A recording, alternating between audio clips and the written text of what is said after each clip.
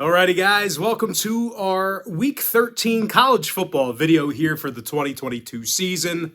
My name is Brock Page, and I do sports picks for free right here on YouTube. And if you find yourself enjoying this video here today, please feel free to give it a thumbs up by smashing that like button. And if you haven't done so already, please feel free to hit that subscribe button as well. I'd love to connect with you on a daily basis. Now, guys, there's 3 games on this week's college football slate that I'm betting on personally. And if you want to find out what those games are, I'll include a link to my college football tier package bets on my website in the description section below. Now, real quick, guys, before we get started, let's go ahead and knock out a few shout outs from my friends in the comments section here on YouTube before we get started. Shout out to my guy, Corey Jones, who said, "Hey, my guy, the great Brockster, I like the Scully Cat, my guy, Phil in the hoodie also. Oh yeah, I like the picks as well. We appreciate you, my guy, and everything you do.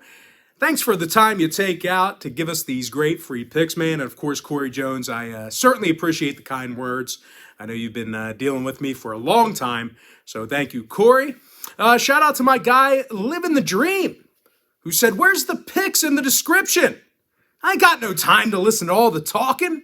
And of course, got to give a shout out to my man, Mon AP, who said, "All these bots in the comments, they don't even watch the videos. They're just looking for the quick pick recap. Shut the F up and watch the videos. That's why he makes these videos, not for you to click on it and just read what his pick is." Laughing face emoji, clown emoji. And of course, I love all my comments, good and bad. Always fun to take a look at those. But anyway, let's go ahead and dive into some free content. We're going to take a look at Ball State squaring off against Miami, Ohio. That's going to be a 7 o'clock kickoff on Tuesday, November 22nd, 2022. Miami's -3, totals 44. Now, the Redhawks took the loss in 3 out of their last 5, and they're having a tough time covering the point spread at home. Out of their 4 contests at Yager Stadium this season, they successfully covered the point spread only once. They also have one of the worst secondaries in college football. These guys are 107th in slowing down the pass. Now, they're facing a Ball State team on the other side who covered the number in 2 out of their last 3 themselves, covers against the likes of Toledo and Kent State. And when it comes to defensive play, they're also in the top 30 in the country in fewest yards allowed per play on the road. Now, Clayton Call leads the team with 99 tackles on the year. When it comes to the injury report, running back Carson Steele is questionable for Ball State. Keep an eye on him by kickoff. Now, weather-wise, crisp and clear 43 degrees by kickoff in Miami, Ohio. When it comes to the total, the Redhawks went 70% to the under in their last 10. Meanwhile, Ball State's 4-1 to the under in their last 5 on the road. I'm going to lean toward Ball State +3, under 44. Next matchup, it is going to be Bowling Green taking on Ohio, and that'll be a 7 o'clock Eastern start time Tuesday night. The Ohio Bobcats are -6.5, totals 55. Now, the Bobcats are one of the best throwing teams in the country. Curtis Rourke has thrown for over 3,200 yards, and he has 29 total touchdowns. Now, the Bobcats are also perfect 5-0 at Pettin Stadium, and they failed to cover only once during those home contests. Now, they're facing a Bowling Green team on the other side who really struggles defending the pass. This secondary is in the bottom 10 of the nation in pass yards allowed. Meanwhile, as a team, as a program, the Falcons failed to cover in 5 out of their last 8. Don't know what's going on with the screen behind us. Going a little crazy back there. I don't know what the deal is. Maybe it's updating. But anyway, injury-wise, Austin Osborne's still out for Bowling Green. Curtis Rourke is nursing a sore knee for Ohio. I am optimistic he'll play, but he is officially on the injury report, so I figured, I'd mention it. Now, total-wise, the Bobcats are 4-1 to the over in front of their home fans. Meanwhile, all 5 of Bowling Green's road games this year got over the total themselves. I'm going to lean toward Ohio -6.5, over 55. All right, next ball game, little Turkey Day football. I'm talking about Mississippi State at Ole Miss. and that'll be a 7 o'clock Eastern start time Thursday night. Once again, that's Thanksgiving. Probably won't be watching that game. Probably be watching, I'm talking about you, by the way. I'm going to be watching as much of it as I can with multiple screens. But anyway, Ole Miss is minus 2.5, totals 58 and a hook. Now, one thing to consider for Thursday's game is the weather. It looks like it's going to be rainy and sloppy at Ole Miss Thursday night. And when it comes to the total, the Rebels went 4-2 to the under in their own stadium this year. Meanwhile, Mississippi State saw all of their road games stay under the total themselves. Now, when it comes to picking a winner in this one, this game is being featured as one of my college football tier package bets on my website. And once again, I will include a link for those plays in the description section below. So unfortunately, I can't give you a freebie on this one. But as far as making a free lean in this ball game here, I will lean toward the under 58.5 in that contest. All right, next ball game, little Black Friday action. This should be a good one. I'm talking about Tulane taking on Cincy, 12 o'clock Black Friday. Cincinnati's -2, totals 47. And as small as this number is, you still got to consider the fact that Cincinnati failed to cover in 6 out of their last 7 ball games. And one of those failures was an outright loss to UCF. So like I said, really short number here, but there's something to be said for their string of bad luck against the spread. Now, the Bearcats have done very little to establish the run game. They're actually in the bottom 25 in the country in home rushing. They're facing a Tulane squad who plays some really tough defense themselves. They're allowing fewer points per contest on the road than most teams in the country. They're also undefeated on the road this year, and they successfully cover the point spread in all of those victories. Dorian Williams, he leads the charge with 92 tackles on the year. When it comes to the injury report, Cameron Carroll is questionable for Tulane. Meanwhile, for Cincy, starting quarterback Ben Bryant and Chayman Mateer, they're listed as questionable for Cincy, so keep an eye on their status. Probably end up playing, but they're probably going to end up playing banged up. Now, weather-wise, possibly rainy with a slight breeze on Black Friday in Cincy. When it comes to the total, the Bearcats went 6-1 to the under in their last 7. Meanwhile, Tulane saw 3 out of their last 4 on the road stay under the total themselves. I'm going to lean toward Tulane +2, under 47. Next matchup, it is going to be Baylor taking on Texas. Not on our big screen behind me, but that's going to be a 12 o'clock Eastern kickoff.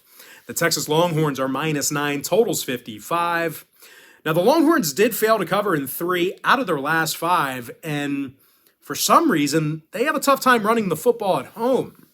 They're facing a Baylor team on the other side who covered in 6 out of their last 9. And they do a nice job slowing down the run on defense themselves. Al Walcott and Dylan Doyle, they've combined for nearly 140 tackles between the two of them. When it comes to the injury report, running back Tay McWilliams is questionable to play on Friday. Keep an eye on him. When it comes to the weather, chance of wind and rain by kickoff. So if you got action on this game, certainly take a look at the weather report. A lot of factors going into that contest if you're betting on it. Now, total-wise, the Longhorns are 5-1 at the under as the home team. Meanwhile, Baylor saw their last 2 straight stay under the total themselves. Unders against the likes of TCU and Kansas State. I'm going to lean toward Baylor +9, keeping this one close, under 55. Next matchup, Utah State taking on Boise State, 12 o'clock Eastern start time on the Smurf turf. Of course, they're out west, so that's an early morning start time for those guys. Now, Boise's -16, totals 53, and the Broncos, in my opinion, should steamroll these guys on Friday. They lost only 1 game this year at Albertson Stadium, and they're playing a very physical brand of football. Offensively, these guys are one of the better running teams in the country. Meanwhile, defensively, they arguably have one of the best secondaries in the game. They're actually leading the country right now in fewest passing yards allowed per game. J.L. Skinner and Rodney Robinson, they have 7 interceptions between the two of them. Meanwhile, Zeke Noah and Dimitri Washington, they've combined for nearly double-digit sacks together. Now, injury-wise, Jackson Cravens and Will Farron, they're both questionable for Boise. Meanwhile, for Utah State, quarterback Levi Williams and running back John Gentry are questionable for them. Of course, Logan Bonner banged up. So these guys really hurting at quarterback. Now, weather-wise, mostly sunny, but very cold by kickoff in the morning there in Boise. Should be about 27 degrees when they kick this one off. When it comes to the total, Boise could potentially put this one over themselves. They're also 4-1 of the over on the Smurf turf this year. Meanwhile, Utah State saw 4 out of their last 7 get over the line. I'm going to go ahead and lean toward Boise State minus 16 over 53. Next matchup, a little MACtion on a Friday. I'm talking about Central Michigan at Eastern Michigan, 12 o'clock Eastern start time. Central Michigan's -1, totals 53.5. Now, the Chippewas have actually done a nice job of throwing the football on the road this year. Carlos Carrier and Joel Wilson, they've combined for nearly 1,000 yards receiving together. And in these teams' last 10 head-to-head meetings, Central Michigan has gotten the W in 8 out of their last 10 games against the Eagles. And speaking of Eastern Michigan, they have a losing record at home, and they've actually been little threat throwing the football. These guys are in the bottom 15 in the country in home passing yards. And when it comes to defensive play, well, these guys have been brutal at slowing down the run at Rynerson Stadium. Very bad stopping the run at home. Now, injury-wise, cloudy and breezy at Eastern Michigan on Friday. And when it comes to the total, the Eagles saw overs this season against the likes of Akron, Western Michigan, and Buffalo. Meanwhile, the Chippewas, they saw overs in 3 out of their last 4. I'm going to lean towards Central Michigan, -1 over 53.5. All right, next ball game, some more MAC conference action. I'm talking about Toledo at Western Michigan, 12 o'clock Eastern start time. Toledo's -7, totals 53. Now, the Rockets should have little issue moving the football in Western Michigan. Toledo's averaging 35 points a game, and they actually rank in the top 25 in points per contest. When it comes to defensive play, this Rockets secondary is limiting their competition to just 199 yards a game passing. Quinyon Mitchell, he has a team best 4 interceptions. Meanwhile, Jamal Hines and DeJuan Jackson, they've combined for 11 sacks between the two of them. Now, they're facing a Western Michigan team who's had a tough time getting the W at home. These guys are just 1-4 straight up at Waldo Stadium. And they successfully covered the point spread only once during that stretch. They've also been little threat throwing the football. The Broncos are in the bottom 15 in passing yards, and they're averaging only 18 points a game. Now, weather-wise, probable showers and 42 degrees by game time in Kalamazoo. When it comes to the number, the Broncos saw their last 5 straight stay under the total. Meanwhile, Toledo saw unders against the likes of Ball State, Eastern Michigan, and Central Michigan. I'm going to lean toward Toledo, -7, under 53. Next ball game, Arizona State taking on the Arizona Wildcats, 3 o'clock Eastern start time. The Arizona Wildcats are -4 at home, total 64. And even though the Wildcats did lose a bunch of games, they should be able to throw it all over the yard on Friday. Arizona State has one of the worst secondaries in the Pac-12. And the Wildcats of Arizona, they have a real gunslinger in Jaden DeLaura. The sophomore's thrown for nearly 3,500 yards, and he ranks 5th in the country in passing. He's also going up against an Arizona State defense who ranks 107th in passing yards allowed on the road. Now, as a team, the Sun Devils are on a 3-game skid, and they failed to cover in 7 out of their last 10. When it comes to the weather conditions, dry and warm in Tucson on Friday. Weather should not be a factor. And when it comes to unless you're not wearing sunblock, maybe you get a little sunburn. That's about it. But anyway, total-wise, the Wildcats saw 5 out of their last 9 get over the line. Meanwhile, Arizona State saw overs against the likes of UCLA, Colorado, and Washington. I'm going to lean toward the Arizona Wildcats, -4 over 64. Next contest, NC State at UNC, 3:30 p.m. East. The North Carolina Tar Heels are -6, totals 56. Now, UNC's throwing for nearly 330 yards, and they rank in the top 15 in scoring. Derek May's thrown for over 3,600 yards and 34 touchdowns. He's third in the nation right now in both of those categories I just mentioned. He's facing an NC State team who's failed to cover in all of their road games this year, and they have a tough time moving the football. These guys are in the bottom 20 in road scoring. Now, weather-wise, probable showers and 59 degrees by game time. Could be a little sloppy, so definitely keep an eye on the radar. When it comes to when it comes to the injury report, wide receiver Antoine Green is questionable to play for the Tar Heels. Conley and Hood are also questionable. And when it comes to the total, oddly enough, UNC did see their last 3 straight stay under the number, 6-3 to the under in their last 9. It ain't for a lack of offense. It's just the markets have been setting the line so high for their games. So plenty of unders for UNC. Now, the Wolfpack on the other side, they saw unders in 5 out of their last 6 themselves. I'm going to lean toward North Carolina. The Tar Heels -6, under 56. Next contest, Arkansas at Missouri, 3:30 Eastern start time. Arkansas is -3.5, totals 55. Now, the Razorbacks are one of the better running teams in the game. They're in the top 5 in road rushing, and they're led by Raheem Sanders, who's rushed for nearly 1,400 yards, along with 10 touchdowns. Now, they're facing a Missouri team who's definitely not built for a track meet. These guys are at 98th in passing yards per contest. They also failed to cover here recently against the likes of Tennessee, Kentucky, and Vanderbilt. When it comes to the injury report, a handful of guys are questionable to play on Friday for the Tigers. White, Houston, Ndoma, Ogar, Stevens, Cox, and the long snapper. They're all listed as questionable to play. Keep an eye on the long snapper, though. If he doesn't play, that's going to be problems. I'm telling you. College long snapper is very important. Weather-wise, partly cloudy and breezy by game time. When it comes to the total, Missouri saw their last 2 straight get over the number. Arkansas went 70% to the over in their last 10. I'm going to lean toward the Razorbacks, -3.5, over 55.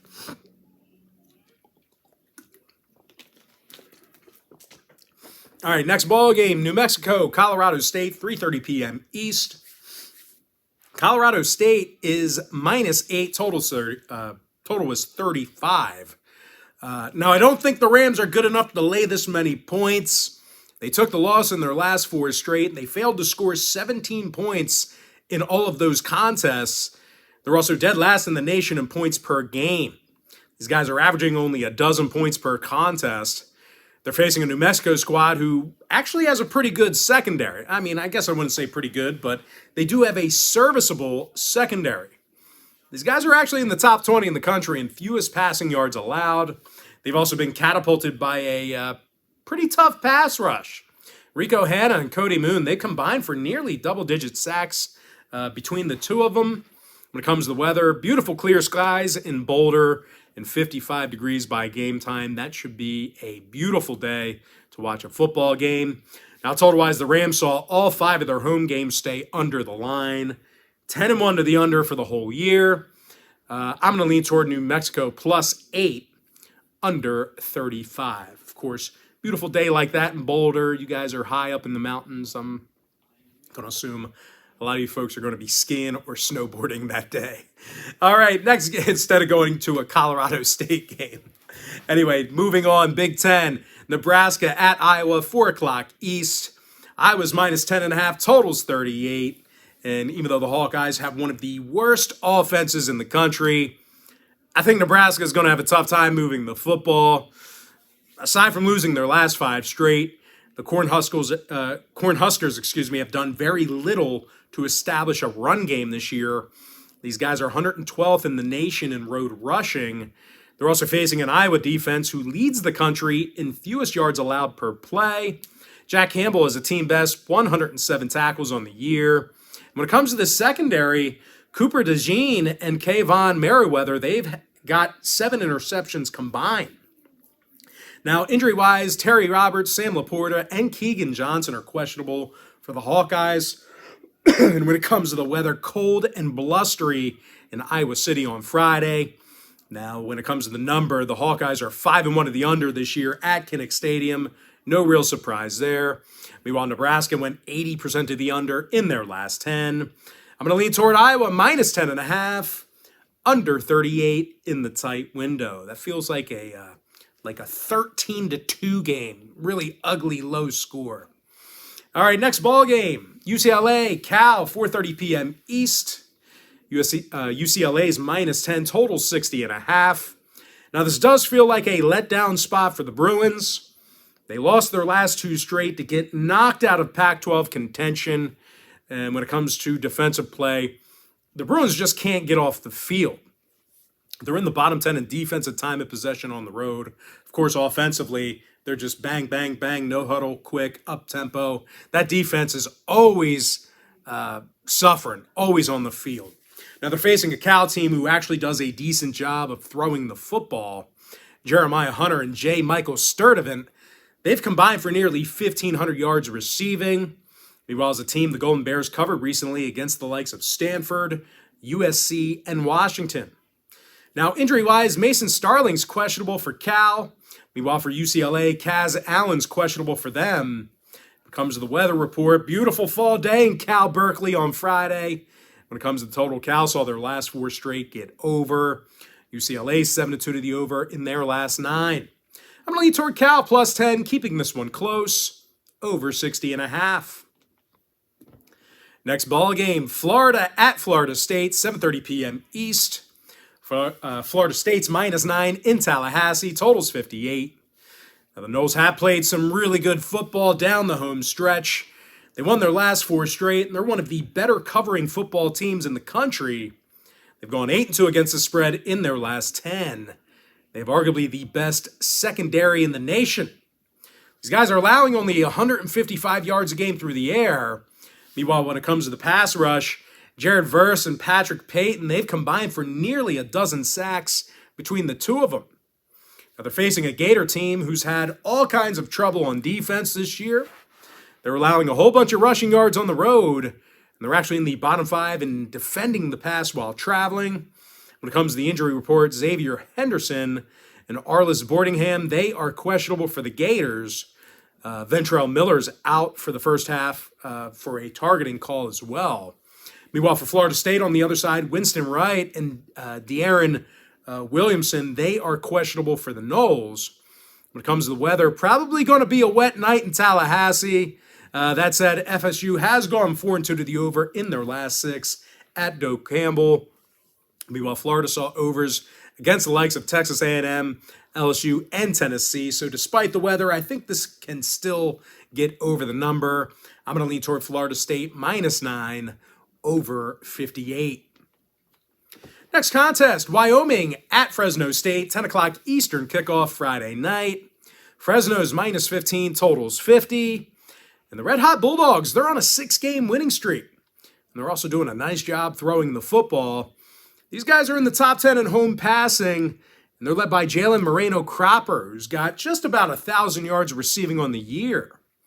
Now, they're facing a Wyoming squad who failed to cover in 3 out of their last 5 on the road. They've also been little threat throwing the football. These guys are currently in the bottom 5 in road passing.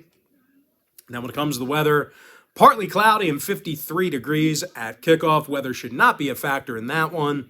When it comes to the total, Fresno saw unders against San Jose State, UConn, and USC.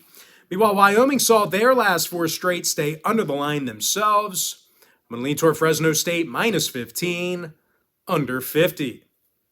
Next matchup, Georgia Tech at the University of Georgia, 12 o'clock Eastern kickoff on Saturday. The Georgia Bulldogs are minus 35 in Athens, totals 49. Now, I'll tell you what, I got to imagine that Georgia will call off the Dogs early in this game with the SEC championship just a week away. There's no doubt they're going to win this one. They're going to take care of business and get the job done. But there is no need to leave the starters in any longer than you have to.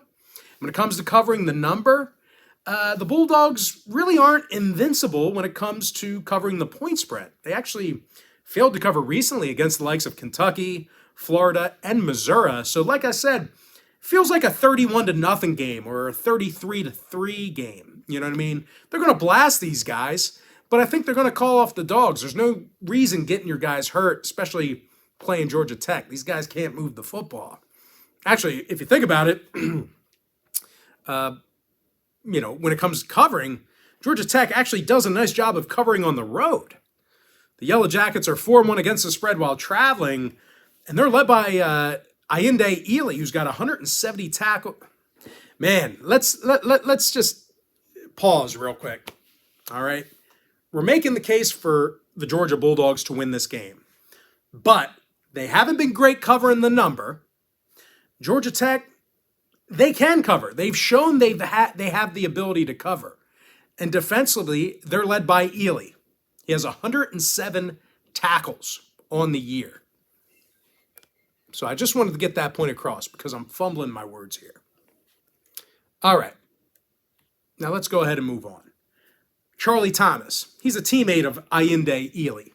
He's right behind him with 104 tackles on the season. When it comes to the injury report, quarterback Jeff Sims, he is still out for Georgia Tech. So don't look for these guys to, light up the scoreboard here. Now, for Georgia on the other side, the Bulldogs, Nyland Green, Adonai Mitchell, and C.J. Washington, they're listed as questionable for them.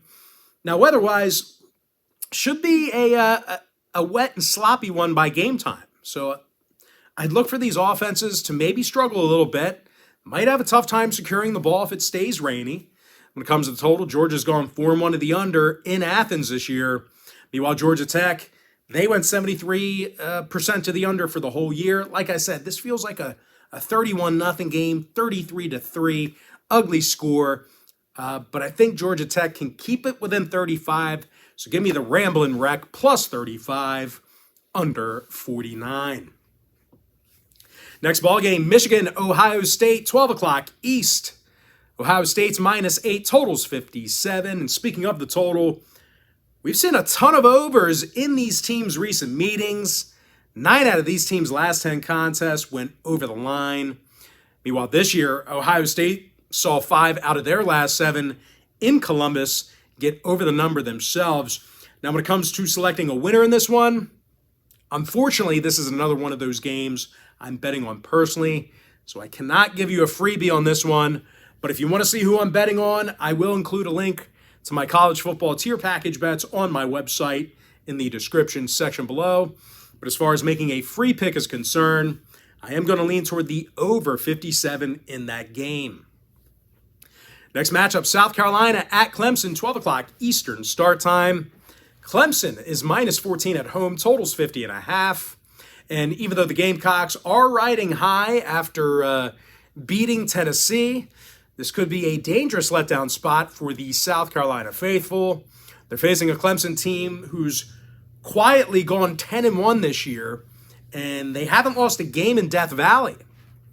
They're also doing a terrific job running the football at home. Will Shipley's got almost 1,000 yards on the year, and he scored 13 times on the ground. Now, Clemson's going up against a South Carolina defense who has a tough time slowing down the run themselves. These guys are in the bottom 10 in rush defense on the road. They're also giving up 31 points a game in their travels. Now, injury-wise, Christian Beal-Smith and Marshawn Lloyd, they're listed as questionable for South Carolina. Meanwhile, for Clemson on the other side, Thomas, Breesy, Davis, Pace, and Collins, they're all listed as questionable for them. Now, when it comes to the weather, could be some slop. We have a 50% chance of rain expected at kickoff. Chance of slop, but I wouldn't really say it would affect this game much in terms of ground game for the Tigers. They protect the ball well. At least they've shown at times they can. And I just don't think they're going to cough it up all over the place, even if it gets rainy. Now, total-wise, Clemson went 6-3 to the over in their last 9. Meanwhile, South Carolina saw 5 out of their last 8 get over the number themselves. Pretty chalky lean here, but I'm going to lean toward Clemson, -14, over 50.5. Next ball game, West Virginia at Oklahoma State, 12 o'clock East. The Oklahoma State Cowboys are -8.5, total 66. And even though the Cowboys have struggled, I think they can roll here on Saturday at home. They're undefeated thus far at Boone Pickens Stadium. They're also in the top 15 in passing on their own field. Spencer Sanders has thrown for over 2,600 yards and 17 touchdowns. Now they're facing a West Virginia squad who lost 4 out of their last 5. And they have just one win this year on the road. Now one of West Virginia's biggest problems has been their secondary. They're allowing just way too many yards a game away from home. I got no numbers for you. They give up a lot of yards. Now injury-wise, James Miter is questionable for the Mountaineers. Meanwhile, for Oklahoma State, Lacey Harper, Hutton, Ford, Green, and Rangel, they're all listed as questionable for them. When it comes to the weather, small chance of showers by game time, 48 degrees as well. I don't think the rain is going to immensely impact this game.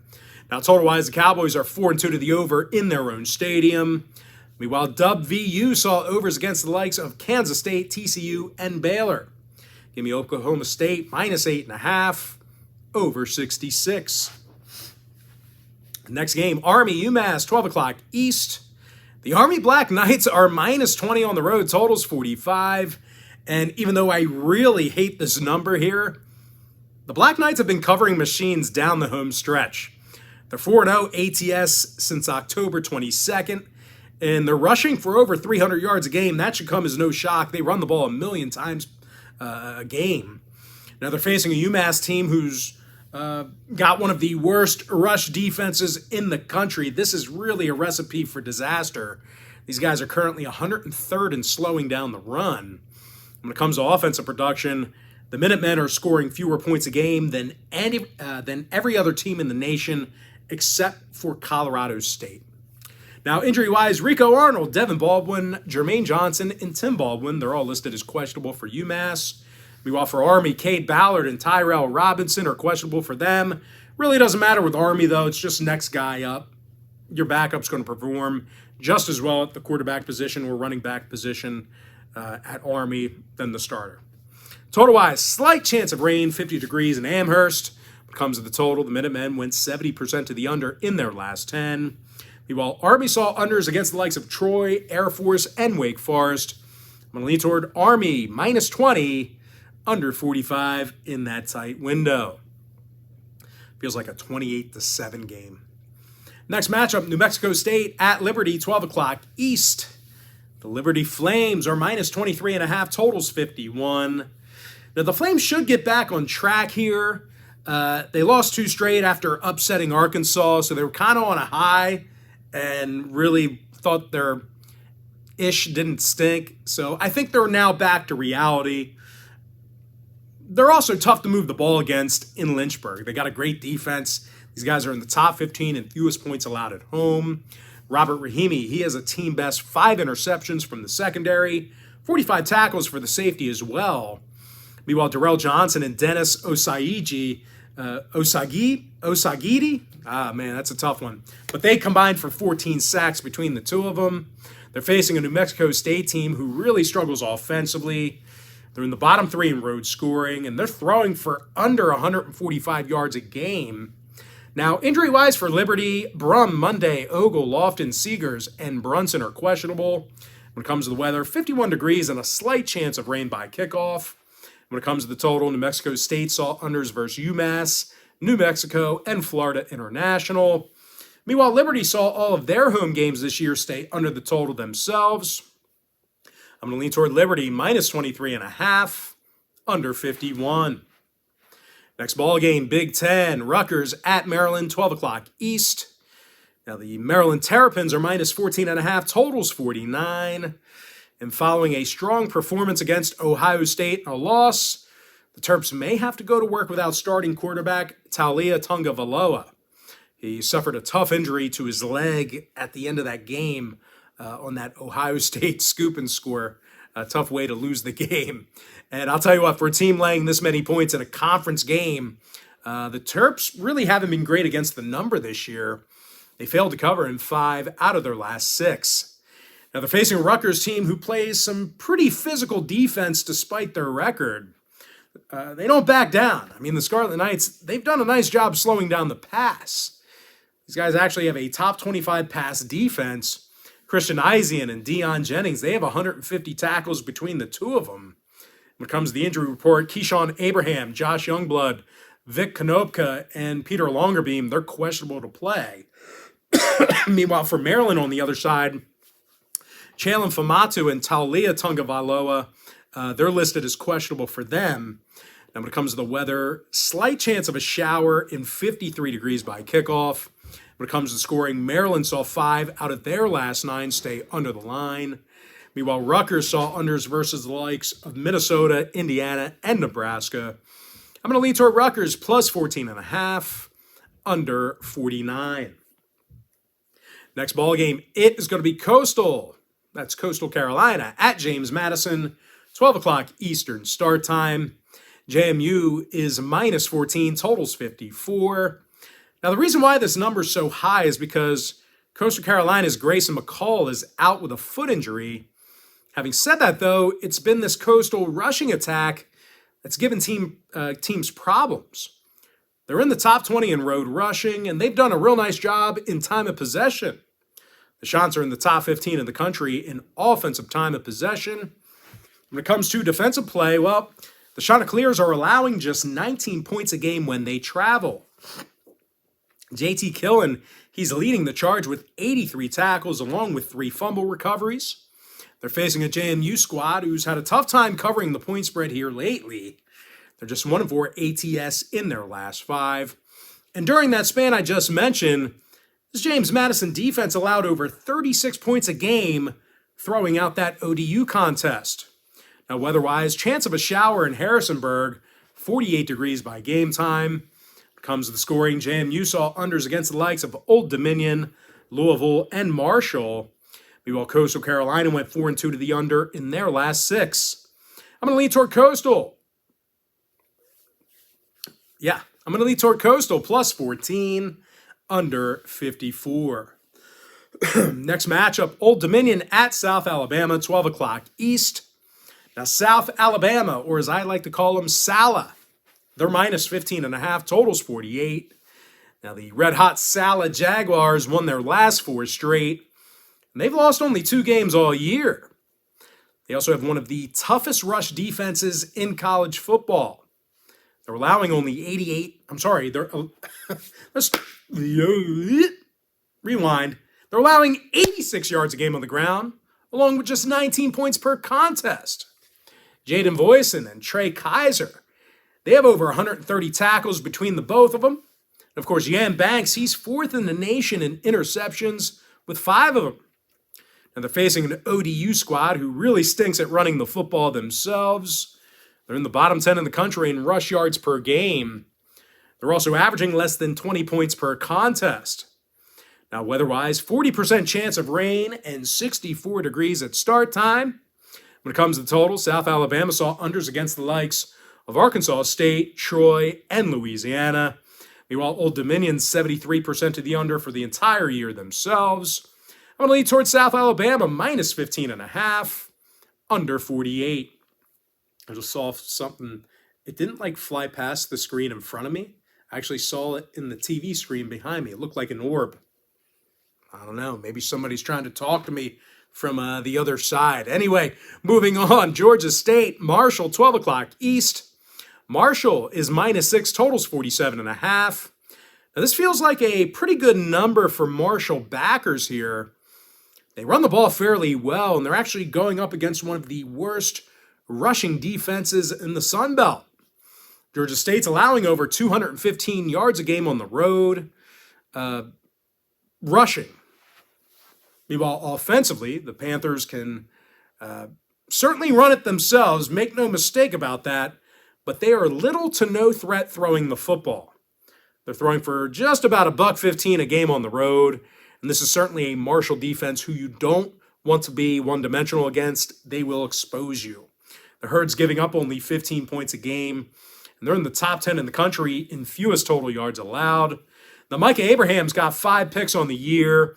He's actually 4th in the country in that category. There's a bunch of guys who are tied for 4th in the country with 5 interceptions.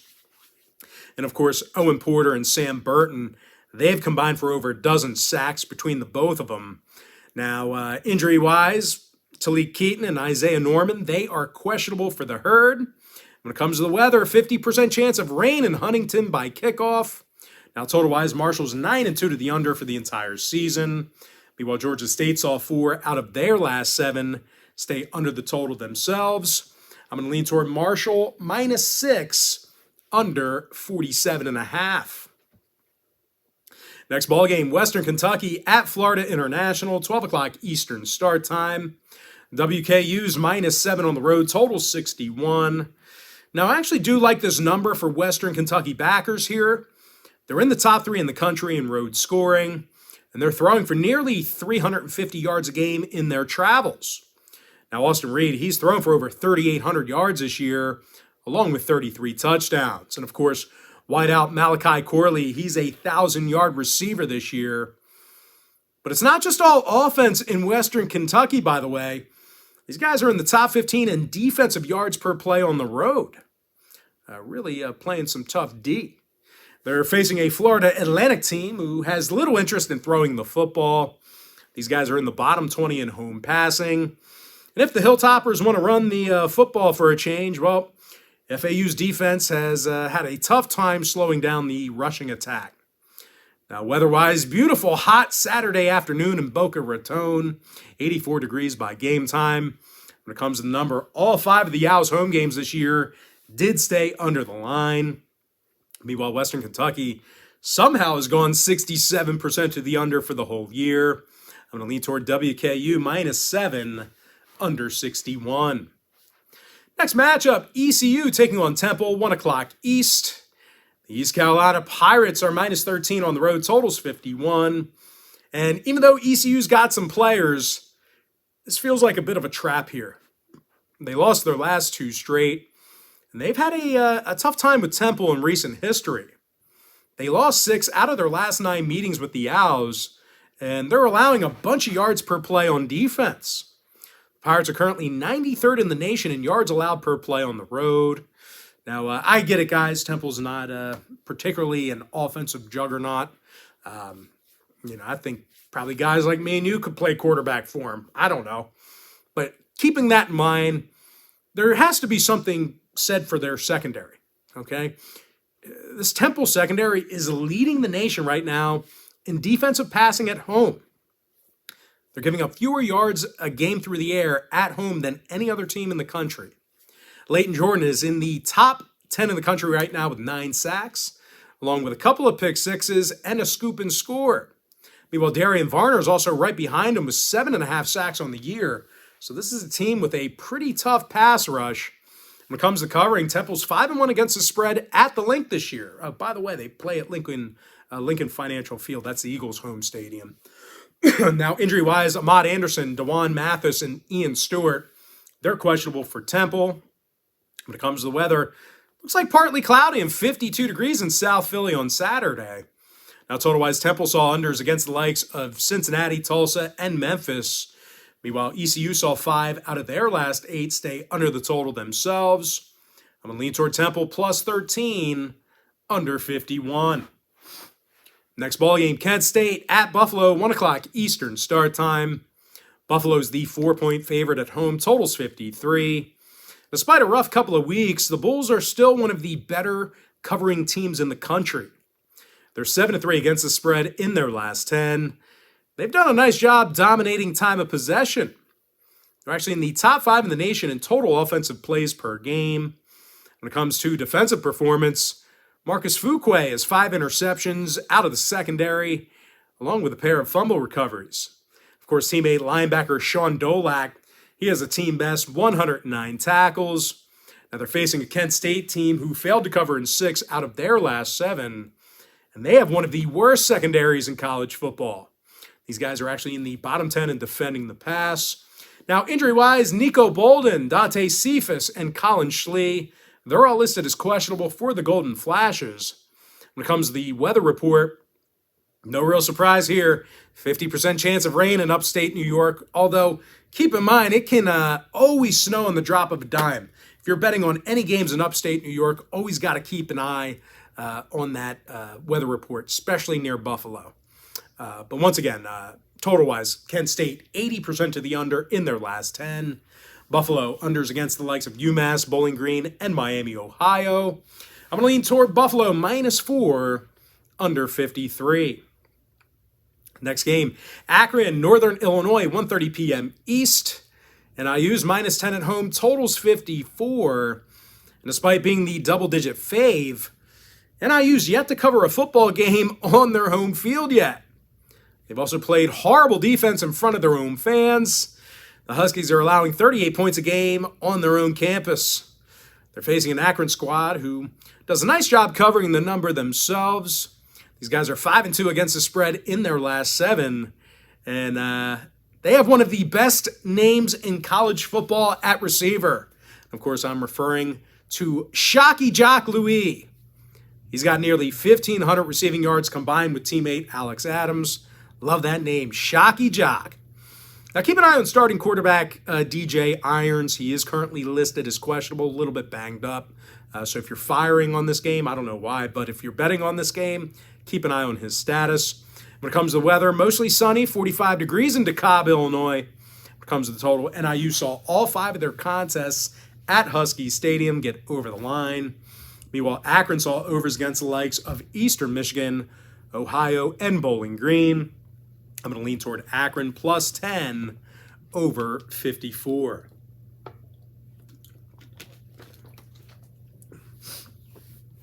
Next ball game, Rice, North Texas, 2 o'clock East. North Texas is minus 14, total 60.5. Now, North Texas has been a mean green covering machine.